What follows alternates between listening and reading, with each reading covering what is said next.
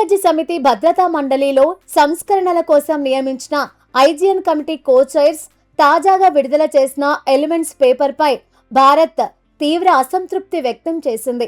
ఐరాస భద్రతా మండలి సంస్కరణలు కేవలం తాత్కాలిక సభ్యుల విస్తరణకే పరిమితమైతే అవి పూర్తిగా విఫలమైనట్లేనని భారత్ స్పష్టం చేసింది. శాశ్వత సభ్యుల విభాగాన్ని విస్తరించకుండా చేపట్టే ఏ సంస్కరణ అయినా అసలు లక్ష్యాన్ని చేరుకోలేదని హెచ్చరించింది. ప్రపంచ రాజకీయ ఆర్థిక వాస్తవాలకు అనుగుణంగా భద్రతా మండలిలో సమూల మార్పులు అవసరమని మరోసారి నొక్కి చెప్పింది.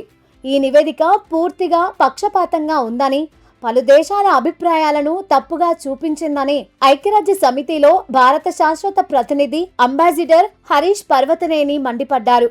భద్రతా మండలిలో శాశ్వత సభ్య దేశాల సంఖ్యను పెంచాలనే డిమాండ్కు ప్రపంచవ్యాప్తంగా ఉన్న భారీ మద్దతును ఐరాస నివేదికలో సరిగ్గా ప్రస్తావించలేదని ఆయన అన్నారు. ఐక్యరాజ్య సమితి సంస్కరణల కోసం పోరాడుతున్న దేశాలు చేసిన వ్యాఖ్యలకు ఆయన మద్దతు పలికారు. ఎలిమెంట్స్ పేపర్కు వ్యతిరేకంగా 8 అంశాలతో కూడిన వివరణాత్మకమైన సమాధానాన్ని ఇస్తూ భారతదేశ వైఖరిని ఆయన స్పష్టం చేశారు.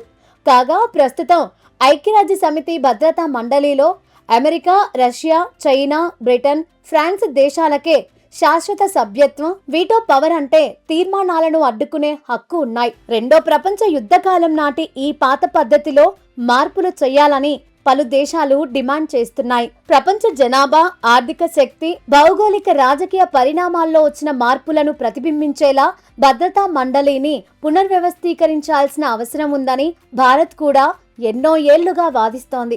భారత్తో పాటు జర్మనీ, జపాన్, బ్రెజిల్ దేశాలు కలిసి G4 కూటమిగా శాశ్వత సభ్యత్వ విస్తరణకు మద్దతు తెలుపుతున్నాయి. అలాగే L69, కరేబియన్ దేశాల సమాఖ్య వంటి అనేక దేశ సమూహాలు కూడా ఈ డిమాండ్కు మద్దతు ఇస్తున్నాయని భారత్ గుర్తు చేసింది.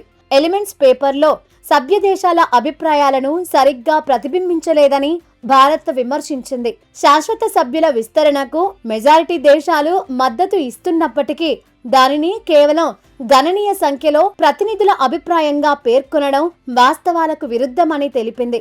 అదేవిధంగా పర్మనెన్సీ అనే అంశంపై మరింత చర్చ అవసరమని ఎలిమెంట్స్ పేపర్లో పేర్కొనడాన్ని కూడా భారత్ తప్పుపట్టింది. భద్రతా మండలి సంస్కరణల ప్రక్రియ దశాబ్దాలుగా నత్తనడకన సాగుతోందని భారత్ అసంతృప్తి వ్యక్తం చేసింది.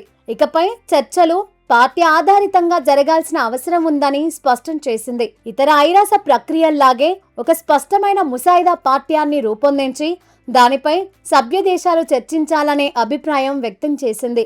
అన్నింటిపై ఏకాభిప్రాయం కుదిరే వరకు ఏది ఆమోదం పొందదనే విధానాన్ని ప్రస్తుత పరిస్థితిని కొనసాగించేందుకు కొందరు ఉపయోగించుకుంటున్నారని భారత్ విమర్శించింది. ఈ విధానం భద్రతా మండలిలో ఉన్న అసమానతలను మరింత బలపరుస్తోందని పేర్కొంది.